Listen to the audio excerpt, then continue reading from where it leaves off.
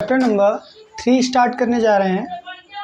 ये जो चैप्टर है आपका दो चरों का रैखिक समीकरण, वो क्या है, एक बहुत ही अच्छा चैप्टर है और बहुत ही आसान सा एक चैप्टर है। ठीक है, तो इस चैप्टर में हम पढ़ेंगे चैप्टर 3 का 3.1 का बेसिक।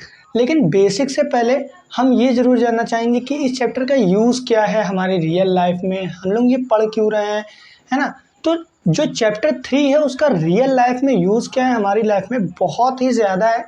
ठीक है, जो बेसिक सी चीज़ें हैं उन सभी चीज़ों में हम क्या करते हैं, चैप्टर 3 का यूज़ करते ही करते हैं। अब एग्जाम्पल के तौर पर आपको बता दें, जैसे आपका फ़ोन, जो आपका फ़ोन होता है उसमें क्या जो ग्राफिक्स होते हैं, उसमें जो आपके ग्राफिक्स होते हैं जिसके द्वारा हम क्या करते हैं, अपने वीडियोस को देख पाते हैं, या हमारी जो इमेज आपके सामने बनती है वो 3D इमेज बनती है, या जैसे आपके जो गेम्स होते हैं, जो GTA गेम हो गया, YCT गेम हो गया, PUBG मोबाइल गेम हो गया, है ना।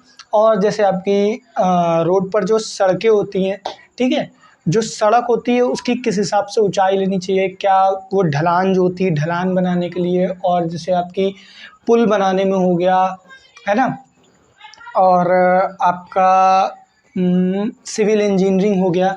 ठीक है, तो इन सभी जगहों पर क्या होता है, हमारे इस चैप्टर का क्या है, यूज़ होता ही होता है। ठीक है, तो हम क्या करेंगे, इस चैप्टर को बहुत ही अच्छे से पढ़ेंगे और बहुत आसान तरीके से पढ़ेंगे।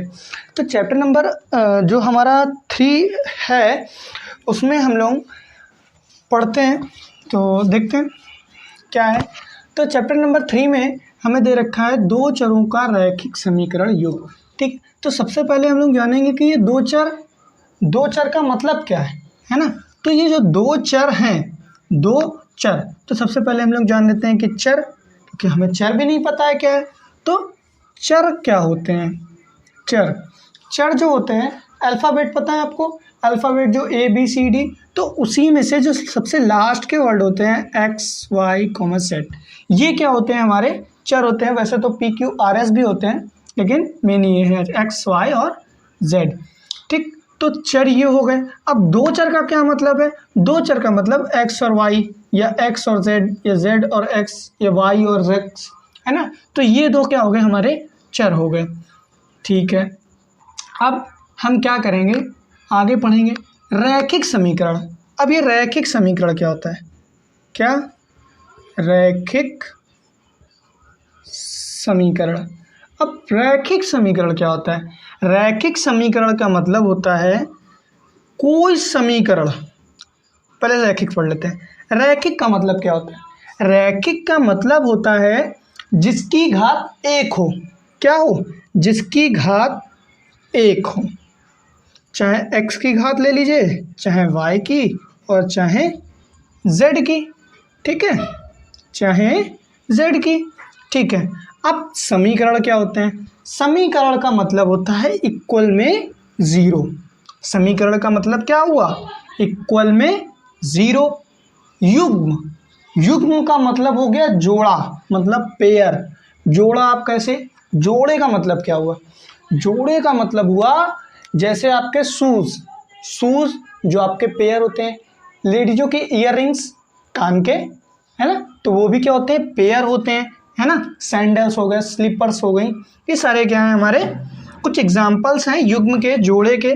ठीक है, अब पूरा हम लोग एक इस सब का एक ग्राफ, मतलब एक इक्वेशन बना के दिखाते हैं।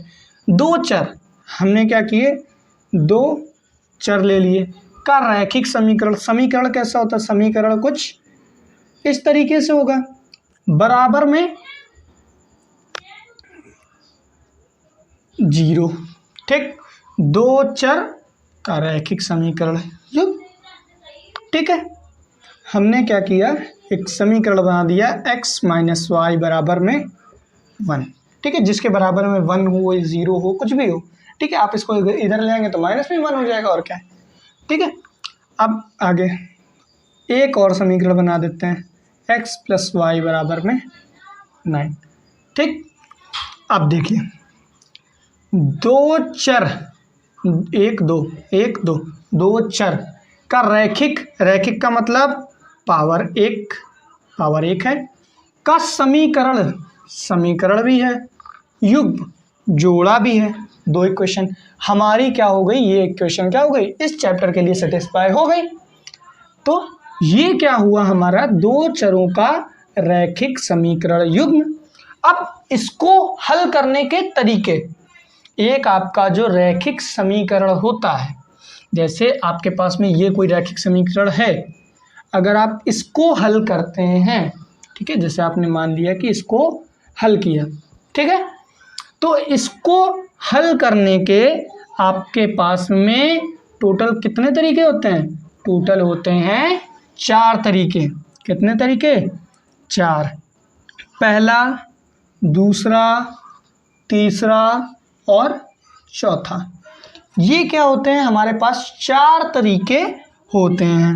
पहला मेथड क्या होता है, ग्राफीय विधि। पहले तो हम किससे दिखा सकते हैं, ग्राफीय विधि द्वारा दिखा सकते हैं। दूसरा, प्रतिस्थापन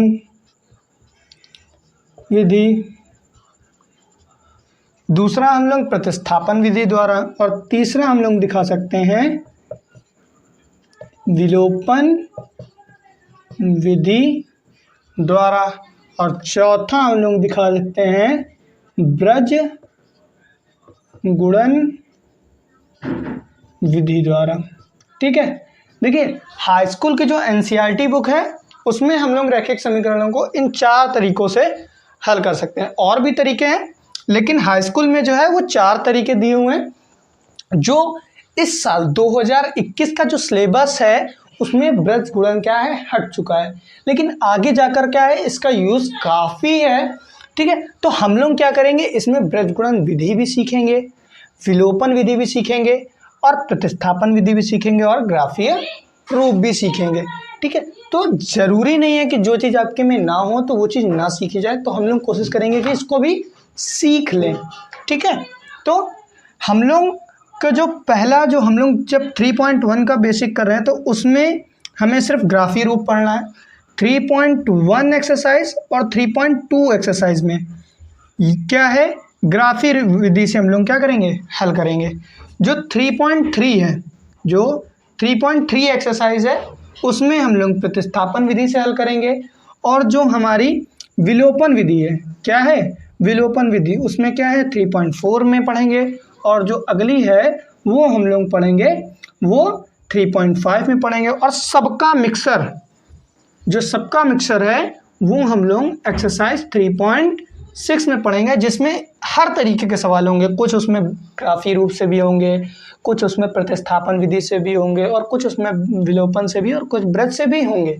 ठीक है, तो हम लोग एक्सरसाइज 3.1 के लिए पढ़ रहे हैं, तो उसमें हम लोग सिर्फ आज हम लोग ग्राफीय विधि को ही पढ़, तो हम लोग करने जा रहे हैं हमारा ग्राफीय रूप। तो आइए देखते हैं। तो ग्राफीय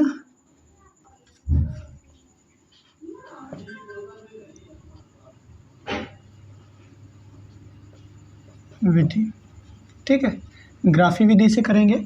ठीक है, क्योंकि एक्सरसाइज 3.1 में हमें सिर्फ और सिर्फ इसी की ज़रूरत है। तो एक ग्राफ हमने बना रखा है, ठीक है, थोड़ा सा टेढ़ा है लेकिन ठीक है। तो एक ग्राफ हमने बना रखा है, और इसमें क्या करेंगे, जैसे हम लोगों को एक इक्वेशन दी होगी, जैसे दे दी x - y बराबर में 1। ठीक है, ये क्या की है, आपको कोई एक इक्वेशन दे रखी है। ठीक है, अब हम लोग क्या करेंगे, यहाँ से ये जो इक्वेशन दी है यहाँ से हम लोग सीखेंगे कि x और y की वैल्यू कैसे निकाल सकते हैं। ठीक है, तो जैसे अगर हमें x की वैल्यू निकालनी है यहाँ से, या y की वैल्यू निकालनी है, तो x बराबर, जैसे हम लोगों ने क्या किया, माना, या एक काम करते हैं, एक बॉक्स बनाते हैं। ठीक है, उसमें x की जगह पे और y की जगह पे वैल्यू रख देते हैं, जैसे x और y। अगर हम लोग x की जगह पर क्या रख दें, 0 रख दें, इस समीकरण में x के लिए हम क्या मान लें कि x हमारा 0 है, तो y बराबर क्या आएगा, x की जगह पे हमने 0 रखा, y बराबर -1 बराबर 1, या y बराबर क्या आएगा, -1 है ना, y बराबर क्या आएगा, -1 आएगा। ठीक है, तो जब हम लोग इस इक्वेशन में x बराबर 0 रख रहे हैं तो y की वैल्यू क्या आ रही है, -1। ठीक है, ऐसे ही जब हम लोग दूसरी वैल्यू, जैसे हमने मान लिया कि y बराबर हम 0 रख देते हैं, y बराबर 0 रख दें, या आप चाहो तो x की जगह पे 1 भी रख सकते हो। ठीक है, लेकिन हम लोग क्या कर रहे हैं, y बराबर 0 रखते हैं। तो जब हम लोग y बराबर 0 रखेंगे तो x की वैल्यू क्या आएगी, 1 आएगी। x की वैल्यू क्या आएगी, 1 आएगी। ठीक है, तो x की वैल्यू 1 आएगी। इसका मतलब हमारे पास पॉइंट क्या क्या बने, पॉइंट क्या क्या बने। पहला पॉइंट बना कि 0, -1। देखो ऐसे जब लिखते हैं इनमें तो सबसे पहले हम लोग x वाली वैल्यू फिर y वाली वैल्यू। ठीक है, और अगला पॉइंट क्या बना, अगला पॉइंट हमारा बना 1, 0। ठीक है, तो ऐसे ही सीक्वेंस से हम पहले रखेंगे पॉइंट 0, पहले हम लोगों को x पे चलना है 0, x पे 0 हमारा ये पॉइंट है। ठीक है, y पे चलना है -1, y वाली लाइन कहाँ है, ये है, y पे हमें चलना है -1। ठीक है, चल दिए हम भाई। ठीक है, अब आगे एक मिनट जरा सा यहाँ इरेज कर देते हैं जिसमें दिखेगा। ठीक है, अब यहाँ पे क्या करना है हमें कि x पे चलना है 1। ठीक है, चल दिए हैं, और y पे चलना है 0, y पे 0 ही रहे। ठीक है, अब क्या करेंगे, इन दोनों बिंदुओं को जो आपस में बिंदु बन गए हैं, ठीक है ना, एक ये बिंदु बन गया, एक ये बिंदु बन गया, इनको क्या करेंगे, आपस में क्या करेंगे, हम मिला देंगे। ठीक है, ये मिला दिया। ठीक है, निकला। ठीक है, इन बिंदुओं को क्या किया हमने, आपस में क्या किया, मिला दिया।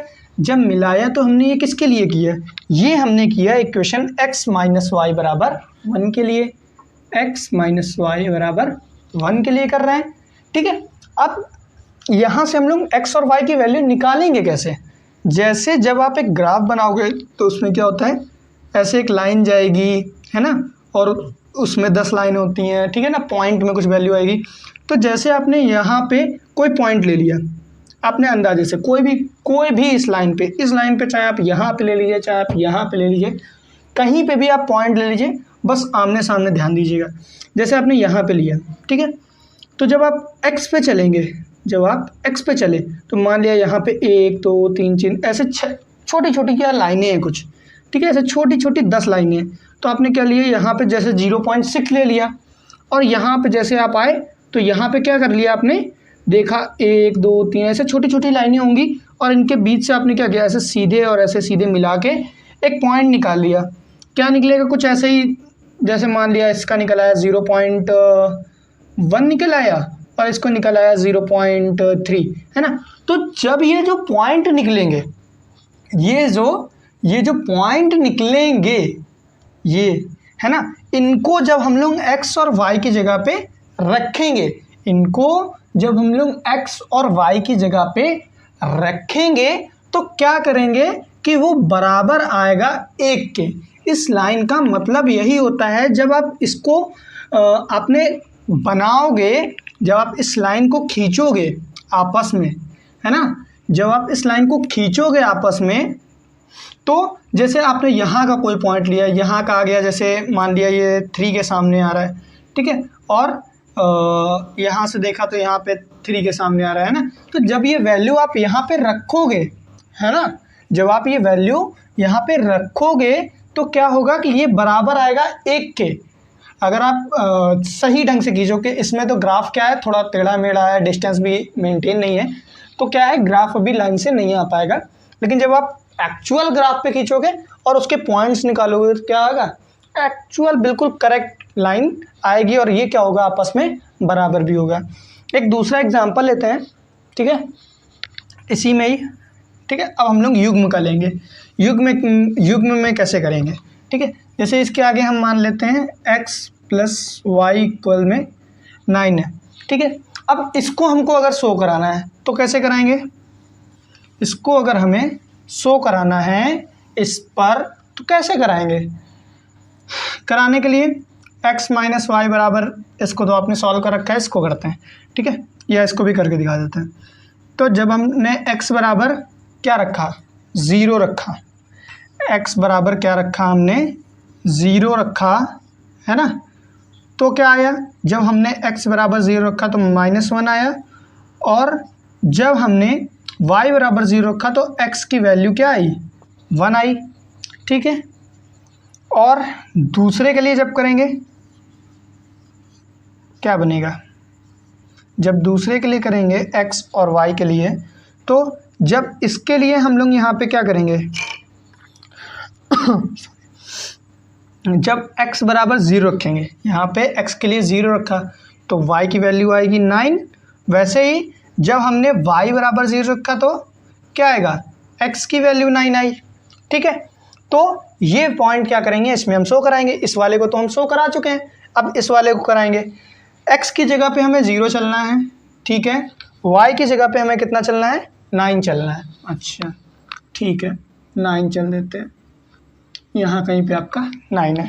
ठीक है, x की जगह पे हमें 9 चलना है और y की जगह पे हमें 0 चलना है। y की जगह पे हमें कितना चलना है 0 चलना है। ठीक है, ये जो 2 पॉइंट आपके मिले कौन कौन से, ये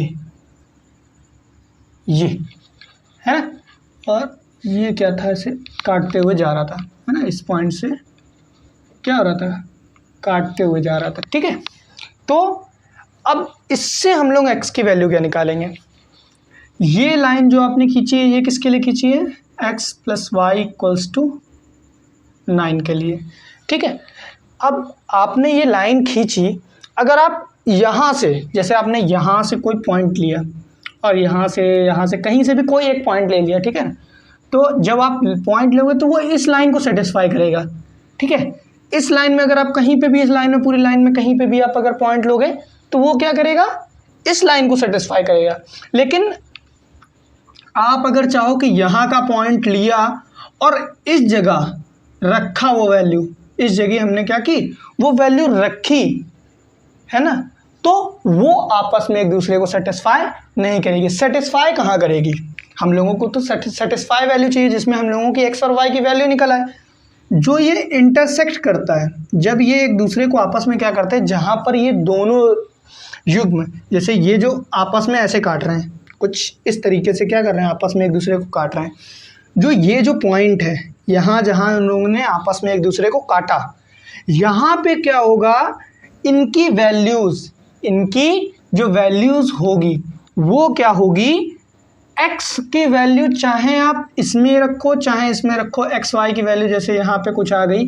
ठीक है, जैसे यहाँ पे आई 5, यहाँ पे आई 4, ठीक है, यहाँ पे 5 आई, यहाँ पे 4 आई। ठीक है, तो जब आप यहाँ से ये वैल्यू इसमें रख के देख लो, ठीक है, मैंने कैलकुलेट किया था, ठीक है, तो मैं दिखा दे रहा हूँ। जब आप यहाँ पे आप क्या करोगे, जैसे आपने रखा, ठीक है, इसमें रखते हैं पहले 5 - 4 बराबर में 1, तो अगर इसको घटाएंगे तो कितना बचा, 1 बराबर 1, तो ये वैल्यू देखो इसको भी सेटिस्फाई कर गई। और इसको x इसमें, अब हम लोग इसमें रख रहे हैं ना, तो x की जगह पे कितना रखना है, 5 + 4 बराबर 9, तो 9 बराबर 9। देखिए यहाँ पे ये दोनों क्या कर रही हैं, आपस में एक दूसरे को सेटिस्फाई कर रही हैं। देखिए जो यहाँ का इंटरसेक्ट पॉइंट है जहाँ पे उन दोनों ने एक दूसरे को काटा, हमने कहाँ से देखा, देखिए इसके सामने से यहाँ से, और ये कहीं यहाँ कहीं आएगा 4, तो ये ऐसे है ना, तो हमने कुछ नहीं किया, सिर्फ इनके आमने सामने के पॉइंट लिए और कुछ भी नहीं किया। ग्राफ में जब आप बनाएंगे तो बिल्कुल सेफ बनेगा। ठीक है, तो ये क्या हो गया आपका ग्राफीय रूप। इसी तरीके से हम क्या करेंगे, अपने सारे क्वेश्चन सॉल्व करेंगे। ठीक है, तो इस वीडियो में हमने सीख लिया कि हम किसी चीज़ को ग्राफीय मेथड से किसी को समीकरण को हल कैसे करते हैं। ठीक है, अगले लेक्चर में हम सीखेंगे कि हमारा जो चैप्टर है उसमें हम लोग आगे जो क्वेश्चंस हैं उनको कैसे हल करेंगे। ठीक है, तो आज के लिए बस इतना ही।